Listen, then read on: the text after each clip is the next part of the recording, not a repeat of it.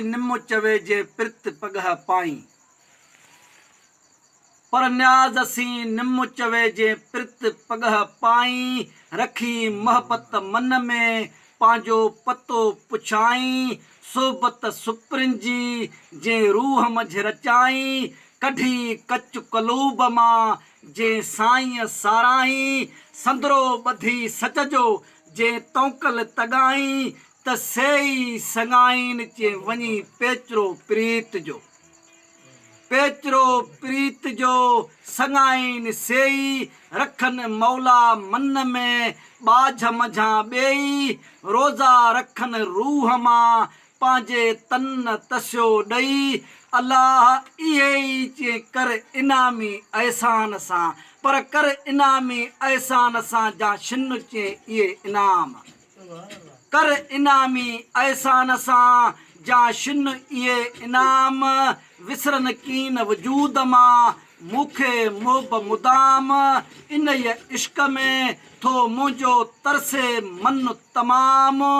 पिरत पिरी पैगाम चे मूॾे मेहर मुझाए मोकिलियो मेहर मुझाए मोकिलियो चे पुरज़ो पाण पिरीअ सो ॾिसंदे सभु ॾुख दूर थिया आयो जो अजीबन सो वठी मूं वाचो संदो सिक सुपिरिन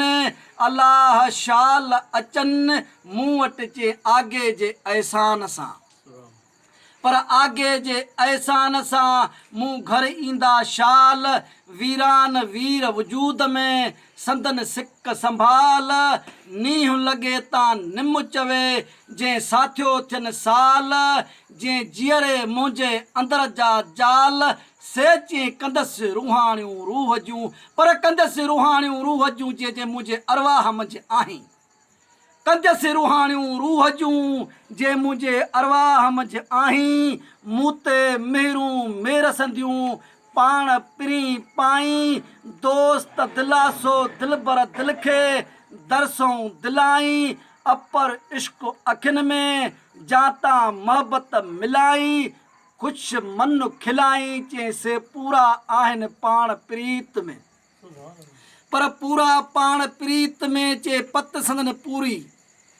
विसरन कीन वजूद मां मना मोहब मूरी चखियाऊं चार जी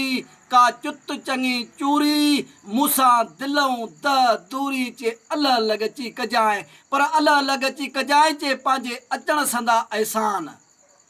अल लगची कजाए पंहिंजे अचण संदा एहसान ख़ासा खत ख़ुशीअ मां मुंहिंजा मेहणियो पिरी महिरबान परवाना प्रीत जा चङा बाब बयान अवां मंझि घटि कान चे सजण मुंहिंजा सोणा पर सजण मुंहिंजा सोणा मिलन दिलबर दाह यार अखियूं अजब थियूं खड़न मंझि खुमार मुंहुं महता बियो ॾंद अगरो ॾाढ़ूं पार ॿियो बुत सॼो ई बनियो